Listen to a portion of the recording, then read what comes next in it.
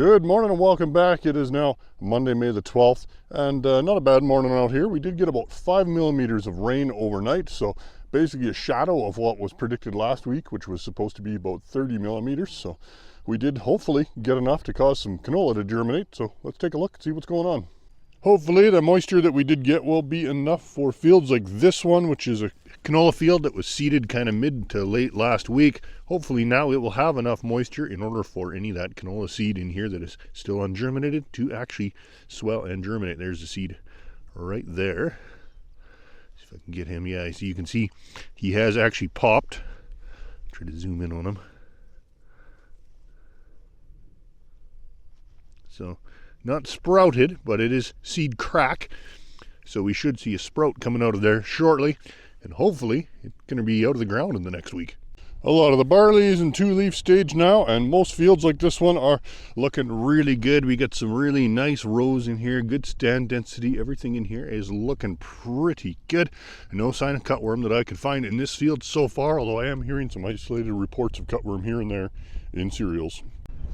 Here we have some dryland peas that are doing not too bad. We're in mostly the second node stage, so we're still, a week away from early herbicide timing.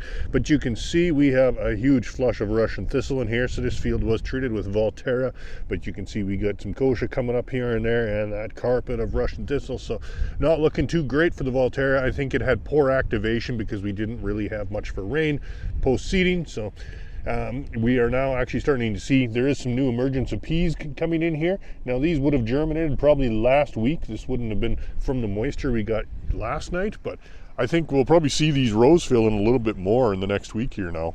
Well, it's Tuesday now. We had a little bit more rain again overnight, but I think it only amounted to a millimeter or two. There was hardly even a shadow in the rain gauge. But for fields like this one by Lethbridge, it is a godsend. We got some relatively shallow planted canola here. It's been in the ground for a few days. No signs of germination yet.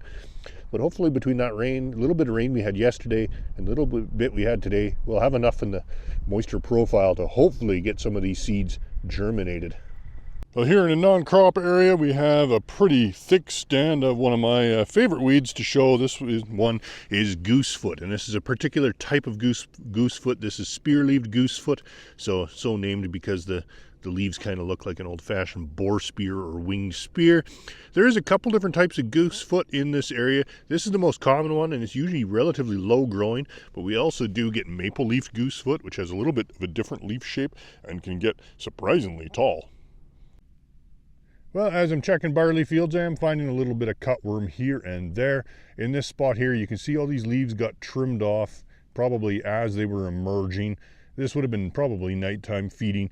Now these plants are perfectly fine. They're growing through it. They're already pushing out new leaves that are perfectly healthy. And just scraping around along the bottom of these plants, looking for the culprit. Sure enough, I find him, and that's this chunky guy right here. So this is probably a dingy cutworm. Dingy cutworms are above ground feeders. They hide in the soil during the day and come out and feed at night. So easy enough to control with a product like Pounce if you feel the need to. I'm not finding enough here to justify it. If all they're doing is a little bit of leaf trimming here and there and the barley is growing through it, it's really not too bad. It's really more of a, if they're causing huge dead spots and patches in the field, that's when you're going to want to spray for them. Here's a Timothy field I got called out to last week to take a look at. This customer had purchased Infinity FX and sprayed it on his Timothy and was not happy with his weed control. It was about, 6 days after application that he called. So I came out and took a look. Basically said, hey, it hasn't been long enough yet. We need to give it at least a week or 10 to 14 days really before we can tell how much control we're going to have. Now you can really see that we are having a pretty good effect on the weeds. You can especially see right here on the corner, because this was an area where basically the booms were not primed when he started in the field. So this is a really good check strip where you can see how much it actually is having an effect versus not. You can see this flickweed is pretty big. When some of these guys were sprayed, some of these were 14 to 16 inches tall. And actually, while we're looking at this guy, look at all the flea beetles that are in here. So I haven't seen much on canola yet, but most of the canola is only just barely starting to come out of the ground. But look at all these flea beetles here, so we might have some problems here and there. But anyways, back to the topic at hand. Now that it has been about, I don't know what it would be, close to 13, 14 days since application, you can see now that Infinity FX is doing pretty good. So it has burned down a lot of that flickweed material. Is it going to be 100% control? No. But it is doing a pretty good job on lots of these smaller ones, especially the stinkweed and the shepherd's purse that's in here. But some of these really big flickweed, maybe not quite so much. Lots of pea fields like this one this week are ready for herbicide timing. So this field, the peas in here are doing really good. This is up by Kehoe Lake. Most of these fields are 3 to 4 node stage, doing very well. We got tendrils coming out, starting to twine together on these guys. So it is time to get in here, do some in-crop herbicide. Now this field, we did use Authority Supreme from FMC. Kochia is mostly under control. There is the odd one here and there throughout the field, but for the most part, it's just around the edges. So we're only going to come in here with a grassy weed herbicide to control some downy brome. Now I'm checking out some of the corn that got seeded last week, and it is now germinating. You can see on this guy we got a really good root radical out, and the coleoptile is out as well. Not really moving towards the surface too much yet, but it is on the way. So far this has not been irrigated. We've just relied on soil moisture in order to germinate that, so that we would avoid any chance of any cold water imbibition. Now that it has picked up enough moisture to germinate, though, it is more than safe to irrigate away or to allow, cold rain showers or whatever. Now there's no risk of cold imbibition once it has germinated. Well, it's that time of the year again. We need to start watching for disease. So in this spot in this winter wheat field, you can see we are in stem elongation and we have really good row cover. You can't see any ground anywhere. You got a very nice thick crop. So at this point now, that humidity in that lower canopy really starts to increase, and with that will usually come powdery mildew or white mold. And it's very common to develop in winter wheat starting at about this time of the year. It's not a hard disease to get under control if you can get adequate coverage of it. Most fungicides are quite effective on it. The problem is trying to get it low enough in the canopy, getting good enough contact with it to actually get it fully under control. Now here we have some more very, very stressed dryland winter wheat. You can see this area of the field where we're outside of the pivot is very, very stressed. We have lots of leaves rolling up, going limp. We're definitely at wilting point in a lot of these. And once you go farther out, even 20, 30 yards out, once we hit that pivot where the end gun reaches, things look way better. Well, now we got lots of barley and wheat out of the ground, and some fields like this barley are starting to hit the 3rd leaf stage, although most of this is still in the 2nd leaf stage.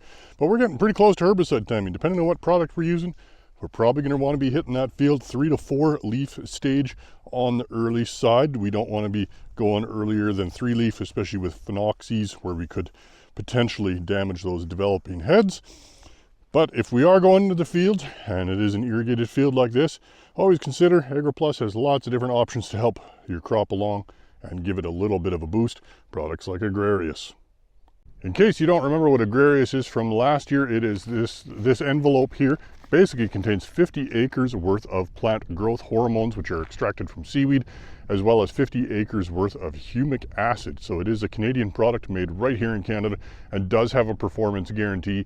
You only pay for it if it proves to you that it makes a profit. So leave a check strip in your field, pick it up. We just got to put your name down on a sheet and take care of it. So Agrarius I did have in my small plot trials last year and was a very good product. It was pretty much top of the list as far as return per acre goes and did give us a pretty good yield bump. Well, it's Thursday now. We got a pretty good driving rain coming down at the moment here. So in the gauge overnight, I've got just shy of a ½ inch and it's still coming down. So I don't think there'll be a whole lot of field work going on today. I think I'm going to be postponing my scouting at least for until it dries out a little bit more and quits raining. So good time to get some paperwork and emails caught up on. Well, it is a beautiful Friday morning out here down by McGrath. Pretty wet, field conditions pretty moist, anywhere from 4 to 7/10 of an inch of rain from yesterday, and the potential for a little bit more today. But I'm just out here checking out this lentil field.